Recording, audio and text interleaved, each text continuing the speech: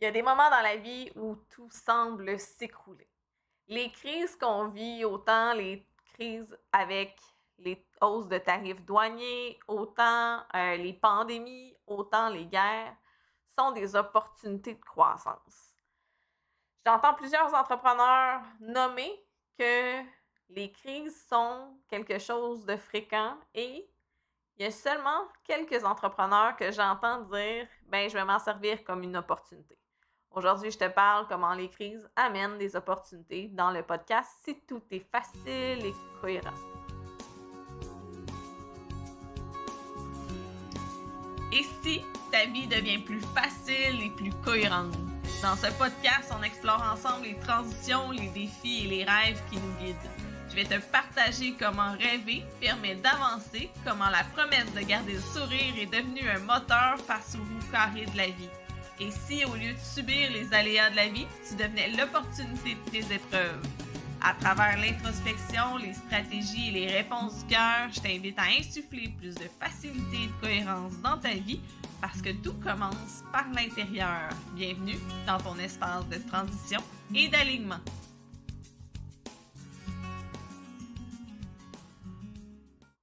Les grandes crises économiques ont souvent eu beaucoup d'enjeux, mais également sont pleins d'opportunités. Aujourd'hui, je te parle de notre fameux voisin qui est en train de jouer avec les tarifs, qui est en train de jouer avec les ressources et qui est en train de jouer avec les nerfs des entrepreneurs. Souvent, on regarde le bateau puis on se demande quand est-ce que ça va arrêter. Je vais te donner des exemples personnels. Je vais te donner des exemples de collectivités aujourd'hui, comme quoi que certaines grandes crises sont aussi des opportunités. J'accompagne les entreprises qui vivent de la résistance au changement, des grandes transitions, des grandes réorganisations. Pourquoi? Parce que c'est le besoin en arrière qui permet d'aller propulser les gens. Le fait d'avoir déterminé le besoin, que ce soit pour toi ou tes équipes, d'avoir réaligné ta vision, va permettre qu'on peut sortir d'une crise. Quand j'ai commencé comme entrepreneur, je venais du milieu de la santé et j'avais pas nécessairement une grosse entreprise qui fonctionnait à pied dans la planche. Je suis plus arrivée dans le mode où mon entreprise était en train de faire crash down parce qu'il y avait présentement une pandémie. Mais pendant cette période-là, j'ai écrit la norme sanitaire pour que les inspecteurs puissent entrer dans les maisons alors que les grands-parents ne pouvaient pas rentrer. En fait, le fait d'être co-auteur de cette norme sanitaire-là, on a rentré dans les maisons avant les grands-parents, on a été autorisé par la CNESST et tout ça parce que j'ai lié les connaissances que j'avais en maladies infectieuses au bâtiment et en prévention des maladies. J'ai aussi travaillé sur ce qu'on appelle un protocole de triage thermographique. C'était pour aller voir la chaleur dans les yeux, la température pour permettre d'évaluer si quelqu'un faisait de la fièvre. C'est pas des projets... la norme a été très utile. Le triage thermographique, quant à lui, ça aurait été une super belle opportunité. La seule chose, c'est que j'avais pas un partenaire qui me soutenait suffisamment et partenaire d'affaires, on va s'entendre. Et j'avais pas non plus les connaissances entrepreneuriales parce que j'étais un bébé entrepreneur. Parce que sinon, j'aurais ouvert et j'aurais défoncé des portes. En fait, je sais qu'il y a une compagnie de caméras infrarouges qui, après que je leur ai présenté le triage thermographique, ont inventé des caméras plus de sécurité, mais style triage thermographique pour aller chercher la température au coin de l'œil. Donc, ça aurait pu être une super belle opportunité. Pour moi, c'est un succès parce que j'ai joué avec mon cerveau, je me suis permis de me réinventer, j'ai vraiment travaillé fort sur comment ça pouvait se propulser. J'accompagne les entrepreneurs qui vivent la résistance au changement, j'accompagne les équipes à se propulser, j'accompagne à voir comment on peut transformer des crises en opportunités. Bébé entrepreneur, j'avais déjà commencé à faire ce changement-là et je m'étais déjà dit, peu importe qu'est-ce qui va se passer, je vais m'en servir pour avancer. Aujourd'hui, je te parle de la guerre. La guerre qui a des ravages incroyables au niveau humain, affectif, au niveau infrastructure, mais souvent, les guerres ont permis plein de choses qui, des fois, on les oublie. Ils ont permis aux femmes de rentrer dans les manufactures. Ils ont permis également des avancées technologiques puissantes. Aujourd'hui, on utilise les drones pour aller voler par-dessus les mines, pour voir c'est quoi la profondeur des forages et on est capable de faire des relevés topographiques à moindre coût comparé à un hélicoptère ou un avion. Ça, cette avancée technologique-là, elle vient de la guerre. Elle vient aussi du fait qu'il y avait une opportunité de croissance et c'est ce que les gens ont fait, ont pris l'opportunité de croissance. Présentement, nos voisins sont en train de jouer avec les nerfs pour les valeurs, les prix pour des produits au niveau des consommateurs qui augmentent et explosent. Mais ça l'amène aussi à se questionner sur quelles sont les opportunités derrière. Moi, j'habite au Canada, il y a l'Europe et des valeurs premières, il y en a dans plusieurs pays. On a juste souvent centralisé nos efforts dans une seule et même direction. Mais à partir du moment où les États-Unis deviennent moins propices à des échanges, moins propices à des matériaux ou à des produits qui sont compétitifs, ben c'est là où il faut regarder puis ouvrir nos œillères. Quand on a menacé mon entreprise de fermeture parce que ça dépendait de quelqu'un d'autre, ben moi là, ce que j'ai fait là, c'est que je me suis revirée de bord. J'ai appelé mon agente marketing et j'ai dit « Voici ce qui vient d'arriver. On vient de me dire que si mon entreprise d'inspection fonctionnait, c'était au gré du vent de quelqu'un d'autre et moi, j'ai décidé que ça allait pas être ça. » Fait que mes roues carrées, vous comprendrez que des défis, des enjeux, j'en ai bavé.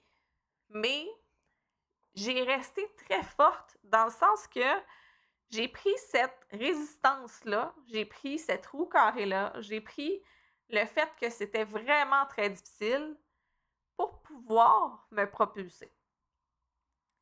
Ça m'a permis d'ouvrir des portes pour de la thermographie de toiture. Ça m'a permis d'ouvrir des portes avec une compagnie de drones pour faire des partenariats. Ça m'a permis plus tard d'ouvrir la porte de la SOCFEU pour aller faire de la thermographie de feux de forêt. Moi, j'avais dit que mon entreprise allait rester et que j'allais rester entrepreneur et que malgré les défis, j'allais avancer. Des fois, ma philosophie vient de la rigidité puis de l'incohérence, mais à toutes les fois que j'avais des défis, des portes fermées, il y a quelque chose qui s'ouvrait. Il y a quelque chose qui arrivait et c'était beaucoup plus facile et plus cohérent comme opportunité. Ça se peut que les ressources premières soient aux États-Unis, mais ailleurs dans le monde, ailleurs dans ta compétition au Québec, ailleurs dans ton pays, il y a des gens qui ont cette ressource que tu as besoin. C'est juste que des fois, c'est des joueurs un petit peu plus mineurs ou c'est des joueurs qui ont moins de croissance en ce moment, qui sont moins vus. Mettons qu'on prend une crise existentielle et qu'on la vire en opportunité. Qu'est-ce que tes employés ont à perdre si l'entreprise ne va pas bien? Qu'est-ce que toi, tu as à perdre comme énergie, comme fatigue, comme avoir l'impression que tout te roule sur le corps puis que finalement, il n'y a rien qui avance? Je me suis sentie comme ça, tu sais, autant au niveau de la pandémie qu'au niveau des freins qu'on a mis pour mon entreprise. Sauf que je me suis toujours posé la question avec qui je pouvais collaborer différemment, qui pouvaient être mes partenaires de force comment je pouvais réinventer mon industrie, qu'est-ce qui faisait que moi, j'allais perdurer dans le temps et pourquoi. Ça l'amène une vision de mission, vision, valeur. Ça l'amène vraiment au niveau de la motivation profonde. Si tes employés n'ont pas de motivation profonde à faire un changement parce qu'ils ne comprennent pas qu'est-ce qui est sur la table, c'est quoi les enjeux, ben c'est là que le bas blesse. C'est là qu'ils vont avoir de la misère à avancer. Moi, j'aide à mettre de la clarté dans la vision de tes employés. On va amener une compréhension mutuelle. Ça peut être dans des grandes transitions, dans des grandes réorganisations, mais quand on a des enjeux et qu'on a l'impression que notre business ne lève pas, il y a toujours une opportunité qui attend juste qu'on aille l'accueillir. Peu importe que tu sois dans le domaine manufacturier, de construction, de santé, c'est toujours dans des grands enjeux qu'on a vu des opportunités. La pandémie, même si maintenant, aujourd'hui, on en parle au passé, même si on dit qu'on veut être plus présent, on a développé du confort en télétravail, les applications, le Zoom, le Teams, toutes les applications web, les CRM, l'opportunité de se réinventer en claquant des doigts, ça s'est produit parce que la pandémie, c'est ce qui s'est passé. Fait que des fois, pour mettre un rouage différent, pour que ça devienne plus facile et cohérent quand on a un enjeu, ben, c'est quoi ta mission? C'est quoi ta vision? C'est quoi tes valeurs? Mais au-delà de ça, c'est quoi la motivation de ton équipe qui va faire qu'ils vont tout faire pour faire le virage avec toi comme entrepreneur ou professionnel? T'as beau être leur leader, mais des fois, ils ne comprendront pas. Et c'est là qu'on va voir dans les équipes des employés qui vont être en résistance. Leur besoin de compréhension, la peur de ne pas comprendre pourquoi on fait un changement. Souvent, quand on va aller désamorcer les besoins en arrière, quand on va trouver la motivation, bien, on est capable d'aider les gens sur le terrain à propulser la business dans un autre chemin. Les résistances au changement sont des fois marquées, des fois plus au niveau du présentéisme, mais si au sein de l'organisation, on vit une période de crise puis qu'on ne fait pas descendre sur le terrain, puis qu'on ne sait pas trop comment l'orchestrer, ben c'est là qu'on se plante. J'avais la chance d'être hyper créative puis de regarder comment mon industrie pouvait avoir besoin de moi différemment. Je me suis pas contentée de faire que des inspections pré-achat. Je me suis ouvert des portes dans l'industrie de toiture. Je me suis ouvert des portes dans les feux de forêt. Je me suis ouvert des portes dans la rédaction de protocoles, dans la rédaction d'un plan d'affaires. Sincèrement, si j'avais eu le bon partenaire, les bonnes connaissances puis la bonne confiance en moi, c'est sûr que le triage thermographique aurait donné un franc succès. Pourquoi? Parce qu'on était capable, sans mesure invasive et de manière très précise, d'aller voir la température au coin de l'œil. Il aurait fallu que je comprenne qu'il fallait que je forme les équipes au lieu de tout garder sur moi, parce que c'est un principe d'ego. Quand on est entrepreneur, des fois, on veut s'organiser tout seul, puis on est donc ben bon. Puis c'est pas un jugement, c'est vraiment pas ça. C'est juste que des fois, on a tendance dans le changement à garder pour nous tout ce qui pourrait être et on ne le partage pas nécessairement avec nos équipes et nos équipes ne comprennent pas sur le terrain. Donc, il va y avoir des peurs de se faire remplacer, il va y avoir des gens qui ont besoin de plus de formation puis qui n'oseront pas le dire. Mais à partir du moment où on est capable d'aller mettre le doigt sur le bobo, les équipes vont vouloir faire le changement, vont être plus productives au travail. Une journée de présentéisme, c'est incroyable ce que ça peut faire comme chiffre sur une année salariale. Si la personne qui était démotivée parce qu'elle voulait avoir des projets puis qu'on n'arrête pas d'y enlever, ça, c'était moi. Ça, c'était moi comme employé du réseau de la santé. Moi, j'ai pas tombé parce que j'avais trop d'ouvrages. J'ai tombé parce que je me sentais sous-utilisée. Quand j'allais voir mon patron puis que j'y demandais, ben c'était une patronne dans ce temps-là, j'aimerais ça que tu me donnes des projets. T'arrêtes pas de dire que t'es débordé, t'arrêtes pas de dire que les affaires s'empilent sur ta table. Puis moi, je suis en mode routine en ce moment. Le poste que j'avais à reconstruire au complet est rebâti. Fait que moi, j'ai toujours arrivé dans des périodes où il fallait rebâtir des choses, il fallait reconstruire, défaire des façons de penser, défaire des mœurs. Quand je suis arrivée dans le réseau comme infirmière en santé scolaire, on passait d'une infirmière qui mettait des plasters sur des bobos à une intervenante en santé publique pour faire de la promotion-prévention et faire de l'adaptation au changement. Faire des ateliers de prévention-promotion, faire des ateliers de gestion de stress, mais il fallait passer d'une intervenante clinique à une professionnelle en santé publique. Moi, j'ai joué avec les compétences, avec les partenaires, j'ai ouvert des portes, mais c'était quand même une réorganisation importante. Ça s'est super bien fait, mais j'avais l'ouverture de pouvoir faire quelque chose de différent. Je vais t'amener un peu à réfléchir au sein de ton organisation. Où est-ce qu'ils sont les enjeux? Est-ce que c'est la matière première? Est-ce que c'est les employés sur le terrain?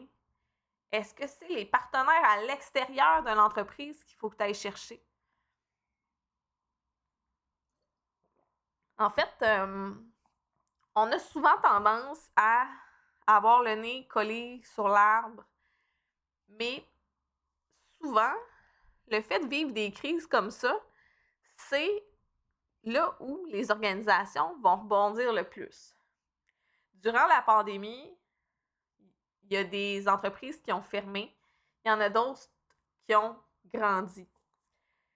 Ce qui m'avait vraiment amené à réfléchir, c'est une entrepreneure de haut niveau qui dit que sans le cœur de ses employés, son entreprise serait fermée aujourd'hui.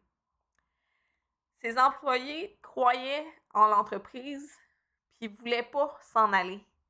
Fait qu'en je sais pas combien de temps, peut-être une semaine, 2 semaines, un mois maximum, ils ont viré l'entreprise, ils ont repris toutes les formations qui étaient enregistrées, ils les ont mis sur le web, ils se sont arrangés pour que les ventes se fassent sur le web et ils ont mis des stratégies en place. Moi, c'est toujours comme ça que j'ai fonctionné. Je suis auteure, formatrice, conférencière. J'accompagne dans les résistances, dans les transitions, mais je t'accompagne à ce que ça devienne plus facile et plus cohérent. Souvent, les phrases que j'entends, c'est pas le bon moment. Au contraire, si tu dis c'est pas le bon moment, c'est parce que là, tu es en déclin. Je vais attendre de voir qu'est-ce qui va se passer. Ça s'appelle de l'inaction. C'est d'être passif dans ton processus. Pas faire d'action, c'est une action. C'est juste qu'elle donne pas de fruits, puis elle n'amène pas de l'eau au moulin comme ça devrait. Mon approche MOVE, méthode orientée vers l'évolution, est combinée de l'approche motivationnelle, de la PNL, de la neuroprogrammation. Pour moi, de prendre un sentier toujours le même dans ma journée, ben, ça marche pas. Parce que la meilleure façon de voir différent, c'est pas de sortir de ton immeuble puis de faire le tour du pâté de maison. C'est qu'à chaque jour, tu prennes un chemin différent. Ça, c'est ma grande force. Est-ce que toi, tu prends des chemins différents? Que ce soit changer de menu au restaurant, que ce soit Mettons les exemples que je pourrais donner. Changer de menu au restaurant, toujours la même promenade, toujours à la même heure, tu fais les mêmes appels, les mêmes actions. Ben, ça se peut que ça soit toi qui sois en résistance au changement puis que tu le vois pas. Puis on peut pas changer quelque chose qu'on sait pas. Moi, j'étais super gagnante dans la pandémie parce que ça m'a permis de développer de l'expérience, ça m'a permis de développer des connaissances techniques, ça m'a permis... J'ai été avec des grands entrepreneurs en discussion pour mon projet. Oui, ça n'a pas marché parce que le partenariat était pas bon. Mais tout le monde croyait en ce projet-là. C'est juste que j'avais pas les bonnes personnes à la bonne place. Mais identifier la peur réelle. Si tu as un employé dans une réunion qui est toujours en train de dire oui, mais, puis qu'il y a toujours des contre-indications, c'est le temps de le faire valider qu'est-ce qui bloque en arrière. Est-ce que le mais veut dire qu'il résiste au nouveau changement? Est-ce que le mais veut dire qu'il en veut plus? Oui, ça existe des employés qui en veulent plus, mais c'est juste qu'on le voit pas tout le temps. Moi, j'avais une équipe de travail, puis j'aimais ça jouer avec les gens qui voulaient pas faire des changements parce que je leur amenais d'une façon un peu déguisée et j'allais chercher puis j'allais analyser où est-ce que ça bloquait. C'est une opportunité de croissance, une crise, que ce soit des tarifs frontaliers, que ce soit l'absence de matières premières. Si tu as une absence de matières premières, ben, quel partenaire au Québec on peut aller te trouver? Puis comment on peut mettre des équipes en action pour qu'on soit capable de faire un virage très rapide? C'est ça, la zone de génie. C'est ça qui fait qu'une entreprise grandit. Il y a des gens qui vont nommer de passer à l'action, passer à l'action, passer à l'action. T'as beau passer à l'action, mais si tu es désaligné, que tu es en période de latence, tes équipes vont passer à l'action, mais ils vont être aussi désordonnés qu'une autruche qui a la tête plantée dans le sable. Ils ne savent pas où aller. Désolée, mon exemple est un petit peu particulier, mais vous aurez appris que j'ai un peu un sens de l'humour qui, des fois, est un peu particulier.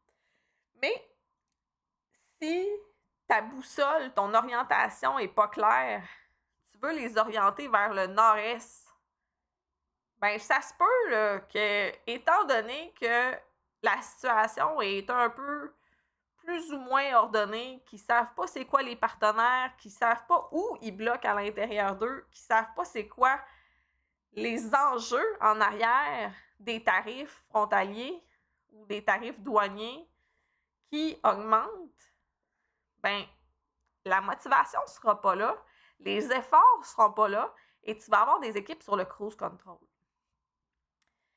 Ça se peut que tu aies mis un super bon entrepreneur, un super bon dirigeant, un nouveau gestionnaire, et là, les équipes bloquent. Il y a des bonnes idées, là. Mais je reviens à la base. Est-ce que mission, vision, valeur est claire? Pourquoi tes gens ils feraient ce mouvement-là? Si toi, tu n'es pas capable de l'expliquer, eux non plus ne seront pas capables de le faire. Et la communication, c'est super important. Le fait de miser sur les forces des gens, si tu as un employé qui en veut plus, ben souvent, ça va être un employé qui va être motivé dans le changement puis qui va être motivant. Si c'est un employé qui en veut plus puis qu'on le rabaisse à gérer des bacs puis des glacières, veuillez noter que c'est ce qui est arrivé. J'ai géré, au lieu de me faire coordonner une campagne vaccinale, on m'a mis à la gestion de la chaîne de froid. Ça voulait dire gérer une glacière entre 2 et 8 degrés. Ben, j'ai fait ça pendant des heures, des jours, et je me suis écœurée. Écœurée au point où c'est là que mon processus de changement de carrière, mon introspection majeure a enclenché. Pour moi, c'est une crise. C'est une crise de ne pas être mis en valeur dans mes compétences. C'était une crise de ne pas avoir de projet alors que j'en demandais. Moi, là, le fait d'être j'avais tellement de la misère à... Moi, on m'avait appris qu'une infirmière, ça avait du leadership, qu'on pouvait monter des protocoles, qu'on pouvait coordonner des équipes. J'en mangeais de ça, de la création de projets. Mais j'étais une employée sous-estimée. Pour moi, ça a été une opportunité de croissance. Je suis partie. Ciao, bye! Anastasia est rendue à l'autre bout. Mais c'est la même chose dans ton entreprise. J'ai étudié la gestion du changement, la motivation, l'approche motivationnelle. J'ai étudié le deuil. Et là-dessus, moi, j'en ai vécu des tonnes de deuil en entrepreneuriat. Ça se peut que ton histoire aussi ressemble à la mienne. Ça se peut que tu aies l'impression de naviguer tout seul. Mais sache une chose, t'es pas tout seul. T'es pas tout seul, puis d'aller s'entourer, chercher les bonnes personnes à la bonne place, regarder pourquoi ton équipe freine, amener de la clarté, amener de la clarté et amener de la clarté. Quand j'étais en inspection, je disais que j'avais 3 clés pour garder un bon bâtiment. Ben, en entreprise, j'ai plusieurs clés, mais si tu t'en souviens de une des 3, tu es en business. Et je viens de te les nommer, c'est amener de la clarté, amener de la clarté, amener de la clarté. La clarté dans tes employés, qu'est-ce qu'ils veulent? Comment tu peux amener de la clarté dans tes partenaires, dans tes fournisseurs, dans tes matières premières? Comment tu peux amener de la clarté dans tes communications? Comment tu parles, ta mission, vision, valeur? Comment tu peux amener de la clarté dans ta réorganisation pour que ça soit plus performant? J'adore l'efficacité puis l'efficience. Pour moi, les processus Lean sont super importants. On m'a appris à sauver des pas dans la vie. Mais c'est sûr que si tu essayes de pêcher du poisson, puis que, dans le fond, tu as un cercle en bois et non une canne à pêche, ben, il se prendra pas bien dans le cercle. Là. Fait que tu vas tout rater les bons clients, tu vas tout rater les bonnes opportunités parce que tu n'as pas le bon outil à la bonne place. Le fait d'être performant, des fois, c'est de regarder quels sont nos outils, puis comment on peut réorienter nos outils. Quels sont nos biais, puis nos biais, des fois, sont dans le facteur humain, souvent, sont dans le facteur humain, et comment on peut désamorcer ça. Si ton équipe n'arrête pas de voir de la rigidité, puis n'arrête pas de chialer, puis n'arrête pas d'être en mode un peu conflictuel, puis un peu confrontant, c'est là qu'il faut intervenir. En intervenant comme ça, on est capable d'aller justement chercher plus de motivation parce qu'on va aller désamorcer leurs besoins. Puis toi, de la même façon comme entrepreneur, comme professionnel, j'aime me servir des crises pour un levier. Le litige immobilier que j'ai vécu, c'était une crise. Ça a été le levier de changement que j'avais besoin. Ça a été le levier que j'avais besoin de courage, d'audace pour pouvoir passer à un autre niveau, de quitter tout ce que j'avais, fonds de pension et autres, et me mettre à l'action. Je pourrais te parler des crises mondiales. Je t'ai donné des exemples de ma vie d'entrepreneur, de ma vie personnelle. Je te mets au défi de regarder ton processus, de te poser des questions. Est-ce que j'ai l'impression de tourner en rond? Est-ce que j'ai l'impression que mes équipes ne fonctionnent pas comme ils devraient? Est-ce que la productivité au sein de l'organisation, elle a diminué? Va le regarder sur des facteurs quantifiables, puis moi, je vais l'amener sur le facteur qualifiable. On va aller chercher autant l'humain que l'organisation. Je t'invite à faire l'exercice de fin de podcast et à réfléchir sur qu'est-ce que toi, dans ton quotidien, tu serais prêt à changer pour pouvoir avoir de l'amélioration. Dans quel sens tu t'en vas dans tes projets? Est-ce que c'est parce que tu as une surcharge de projets ou est-ce que c'est parce que tu prends toujours la même route? Et si tu regardais ta situation à travers d'autres yeux, quelle serait la vision des yeux que tu ne vois pas en ce moment? Je t'invite à réfléchir, à regarder les opportunités déguisées derrière la crise, à te poser la question, quelle serait l'opportunité que je pourrais bonifier à travers ça? Tu vas avoir tes réponses. Ce podcast-là est là pour l'alignement, t'aider à rendre ça plus facile et plus cohérent. Et je t'invite à faire une belle réflexion.